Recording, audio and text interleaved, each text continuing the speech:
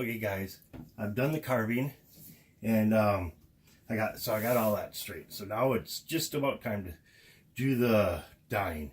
Like in the mock-up, we're gonna have the dark edge, then we're going to have the antique stain here, and then we're gonna have the rabbit fur, and then this.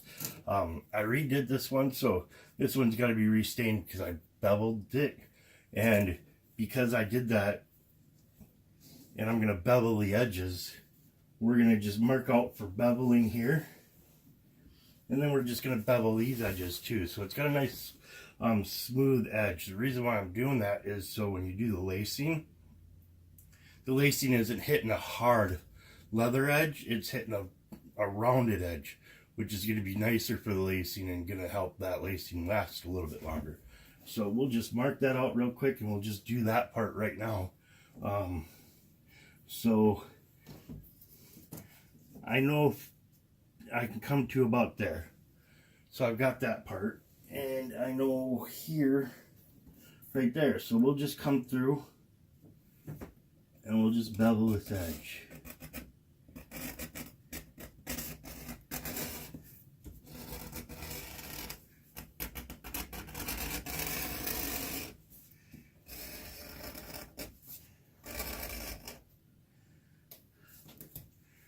There, that edge is beveled. Now we'll come and do that on the other side.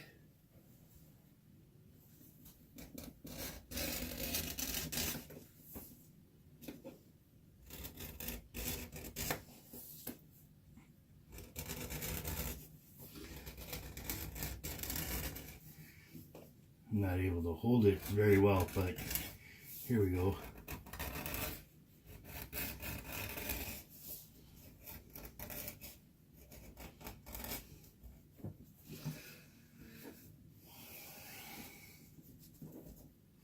And that's done all good. Now, you always want to keep your beveler really sharp. So one of the things I've done is I have just a stir stick from a paint store. And I just put jeweler's rouge on one side. And I can just come through and just drop it. Clean it up, get that edge a lot nicer. Check the other side, make sure you're getting it in the right spot. You want to make sure those shiny spots right where the edge is, because that's where your cutting surface is. So that's where you want to be actually beveling. So I got that beveled out. And then we'll come down and we'll do it on this side.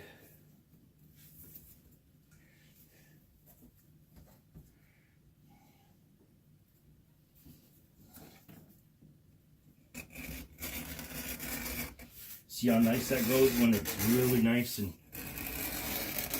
it's been ran across the jeweler's rouge like that. It really adds, makes it so it cuts really nice.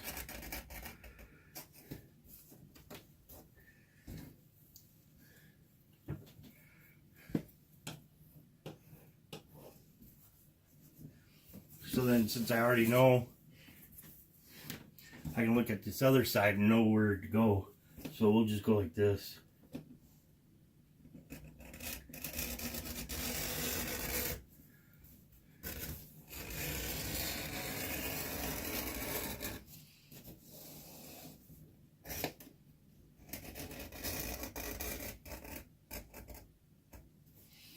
So there we go. That also kind of showed you when I did this edge, it was kind of rough. One, it was kind of hard to do it because of the way I was doing it. You don't want to be going at yourself, because trying to do the video and stuff like that, I kind of was. That way, if you slip, you don't stick it in your arm. But that shows you how, when you sharpen these up though, how nice it can get and how easier it goes. It just slides right along. So I just wanted to show that. Next we're gonna stain it. Like I said though, I do have it all the runes cut out into it. I have the ampersand for D&D and the horde symbol done. I tried to do some raising of the horde. I don't know if you can see it on camera, but I tried to raise it a little bit in that symbol on both of them.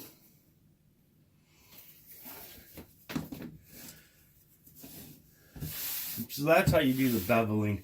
I got these beveled too. I won't be beveling this edge just because that's the rabbit fur, and I don't know how good that's going to come out. Plus, that rabbit fur really adds a lot of cushion, so I'm not too worried about it.